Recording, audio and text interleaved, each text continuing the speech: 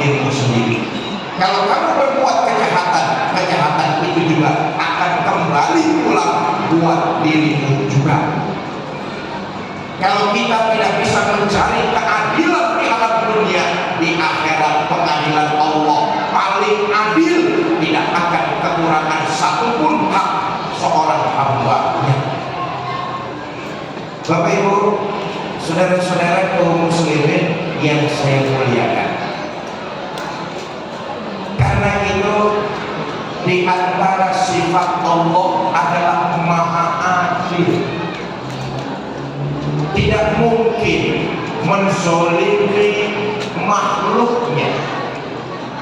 Sementara keadilan di dunia kita tahu sering jauh, api jauh dari pangkal, tidak sesuai dengan harapan, terjadi pelencengan, terjadi manipulasi. Padahal Islam sudah mengajarkan bahwa hukum kalau diletakkan di atas nilai-nilai kebenaran pasti akan memunculkan rasa keadilan yang sebenar-benarnya. Tapi kita tahu hukum di dunia itu kan gampang dibeli, bisa dikebiri, bisa dipesan sesuai dengan kemauan. Padahal konsep hukum dalam Islam berdiri di atas landasan kebenaran. Kalau berdiri di atas landasan kebenaran, maka tidak pandang bulu, tidak pilih kasih. Itulah hukum, itulah keadilan dalam Islam. Jujur, selama ini kan rasa keadilan seringkali ternoda. Kenapa? Karena itu tadi, hukum tidak berpijak di atas nilai kebenaran. Sering karena pesanan, sering karena yang bayar, akibatnya jauh dari rasa keadilan, mencederai hati nuraninya. Saudara, dalam Islam, syariat yang dibawa baginda kita Nabi besar Muhammad Sallallahu Alaihi Wasallam, hukum dalam Islam itu landasannya berpijak pada nilai kebenaran. Nggak pandang suku, nggak pandang agama, nggak pandang saudara, landasannya nilai-nilai kebenaran. Kalau nilai kebenaran, maka muncul rasa keadilan. Jangankan satu kampung, jangankan satu agama, orang lain agama dalam pengadilan Islam dimenangkan perkaranya. Inilah luar biasa syariat Islam yang dibawa Nabi kita Muhammad Sallallahu Alaihi Wasallam. Keadilan yang sifatnya universal, hukum berpijak pada nilai kebenaran, bukan milik pribadi, kelompok atau golongan, tidak mandang bulu, berdiri di atas nilai kebenaran. Orang lain agama, perkaranya pernah dimenangkan dalam pengadilan Islam. Di zaman Umar bin Abdul Aziz jadi khalifah,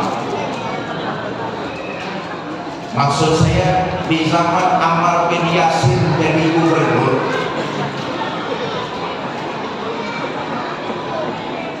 satu hari Ammar bin Yasir santai-santai di istananya yang megah. Di depan istananya yang megah,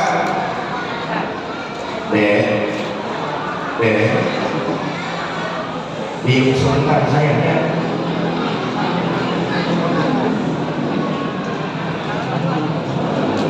Di depan istana gubernur itu ada buku kreot punya orang Yahudi.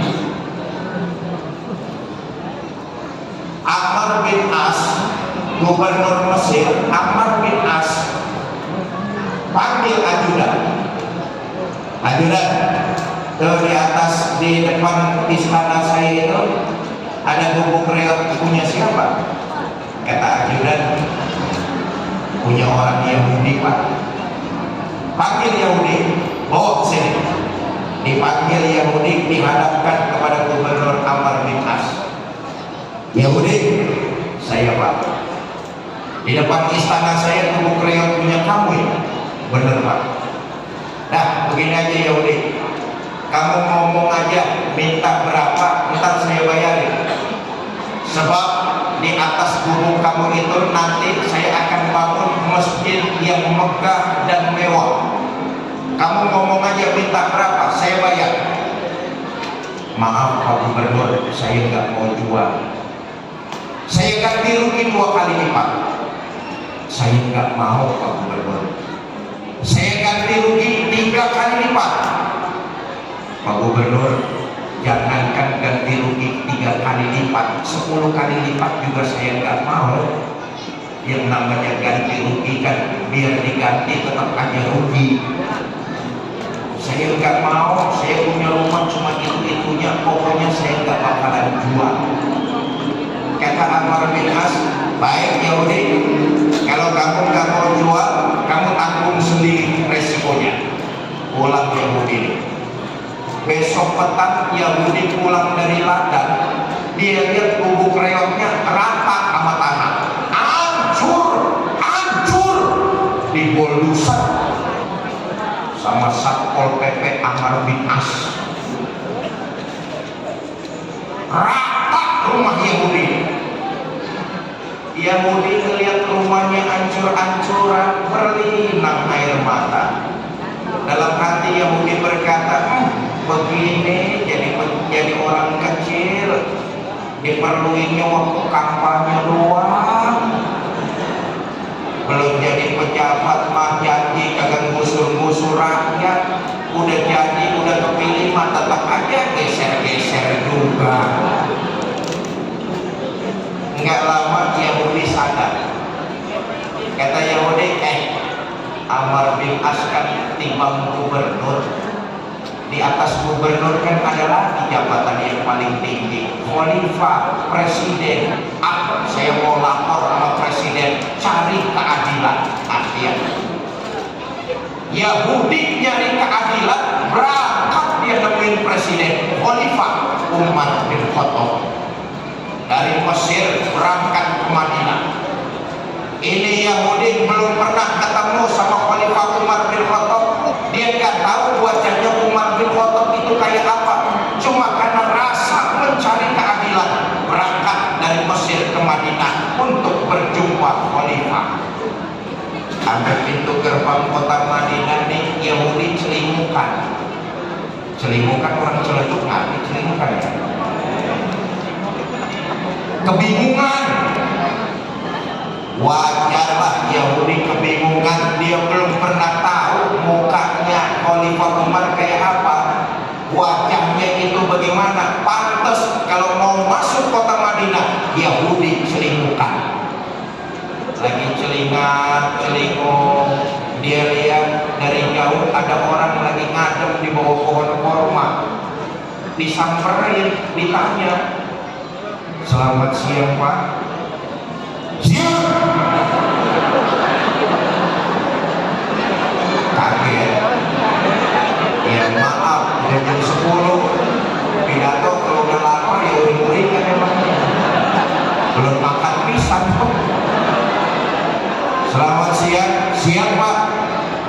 Bapak kenal nggak sama Khalifah Umar bin Khattab? Kenal. Istananya Khalifah Umar kayak gimana Pak? Istana Umar bin Khattab fondasinya berlapiskan iman, temboknya berlapiskan akhlak, dan rumahnya bermahkotakan tawadu. Itulah istana Umar bin Khattab. Waduh, hebat ya Pak.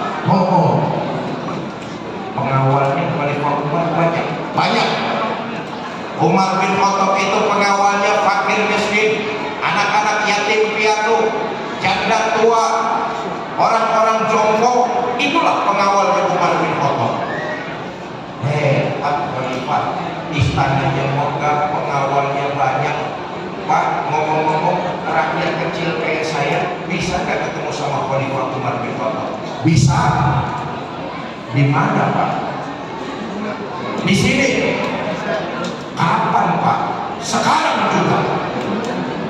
Loh, jadi Bapak? Iya, saya Umar bin Khattab. Ada apa kamu? Mesir, Pak. Gubernur Bapak di Mesir Amr bin As zolim. Zolim bagaimana? Saya punya tanah, katanya tanah saya, di atas tanah saya itu mau dibangun masjid yang megah dan mewah. Saya nggak mau jual, dipaksa agar rumah saya dilumpuhin, tanah saya diambil sepihak. Saya datang ke sini untuk keadilan. Kata Khalifah Umar, ya udah, begini dah. Lihat tuh di sebelah sana ada tempat sampah. Lihat, tolong ambilin saya satu potong tulang kontak. Yahudi bingung, datang nyari keadilan, malah disuruh nyari tulang. Tapi yang nyuruh seorang presiden Yahudi ngorek-ngorek tempat sampah, nyari sepotong tulang kontak, ketemu. Dibawakan tulang itu ke Khalifah Umar bin Khattab.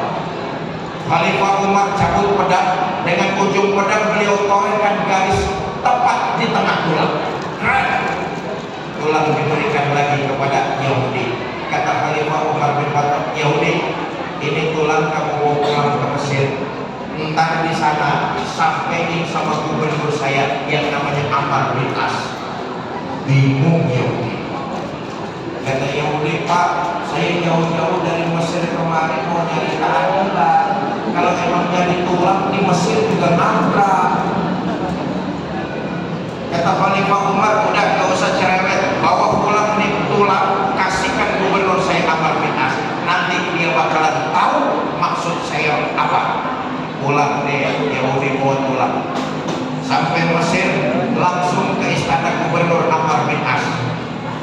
Selamat siang Pak Gubernur, selamat siang Yahudi. Ada apa? Ada oleh-oleh. Dari mana? Dari Khalifah Umar bin Khattab. Oleh-oleh apaan? Tulang. Ngelihat tulang ada goretan garis lurus di tengahnya. Ini gubernur Amr bin As, mukanya pucat, badannya gemetar, keringat dingin keluar dari sekujur tubuh. Ngelihat tulang ada goresannya di tengah, muka pucat, badan gemeteran. Yahudi tambah penasaran. Kata Yahudi, baru tumben gue lihat ada gubernur takut sama tulang. Yahudi memberanikan diri bertanya, Pak Gubernur, sebenarnya ini tulang apa sih? Kok Pak Gubernur sampai segitu ketakutannya? Yahudi, ini bukan tulang sembarangan. Dengan tulang ini seolah-olah Khalifah Umar bin Khattab pesan dua hal. Pertama, pesan Khalifah kepada saya ini Amr bin As. Amr bin As, jangan mentang-mentang kau sedang diberikan nikmat, umur panjang, ilmu pengetahuan, kekayaan, jabatan, lalu kau berlaku semena-mena. Amr bin As, ingatlah Amr bin As, satu saat kamu akan jadi tulang-tulang kayak begini juga. Inilah pesan pertama yang mengingatkan saya. Seolah-olah Khalifah Umar bin Khattab berkata, Amr bin As, jangan kamu berlaku, kamu akan jadi tulang kayak begini juga. Yahudi, oh begitu, oh ya Pak pesannya. Iya, lu sih ngadu dulu sama atasan. Yang kedua pesannya apa Pak? Yang kedua, dengan tulang ini seolah-olah Khalifah Umar berkata, Amr bin As, kalau engkau sebagai pejabat tidak bisa berlaku adil kepada rakyatmu, nanti pedangku yang akan meluruskan kamu sebagaimana lurusnya garis di tengah tulang ini. Kalau kamu tidak sanggup berbuat adil kepada rakyatmu, nanti pedangku yang akan meluruskan kamu sebagaimana lurusnya garis di tengah tulang ini. Yahudi, ini yang kedua, ini yang berat nih. Dan proyek pembangunan masjid megah dan mewah di atas tanah kamu saya batalin. Saya kembaliin semua hak-hak kamu sekalian ganti rugian. Yahudi ngomong, kata Yahudi, wah hebat ya Pak Islam. Walaupun saya orang Yahudi, Tapi dalam pengadilan Islam perkara saya dimenangkan. Hebat, gara-gara lu proyekmu harus jalan. Saya kembalikan semua hak-hak kamu Yahudi. Saudara, apa yang terjadi? Rupanya Yahudi ini dapat hidayah. Pak Gubernur, saya sumbangkan tanah saya. Berikut bangunannya udah hancur, ambil. Bukan cuma itu Pak Gubernur, sekarang saya baru tahu, saya baru ngerti kemuliaan Islam, hukum berpijak di atas nilai kebenaran, bukan milik pribadi, kelompok, bahkan agama tertentu. Saya di luar agama Islam, tapi perkara saya dimenangkan dalam pengadilan Islam. Alhamdulillah saya bisa menyadari. Mulai sekarang saksikanlah, asyhadu an la ilaha illallah wa asyhadu anna Muhammadar Rasulullah. Yahudi masuk Islam. Bapak Ibu, saya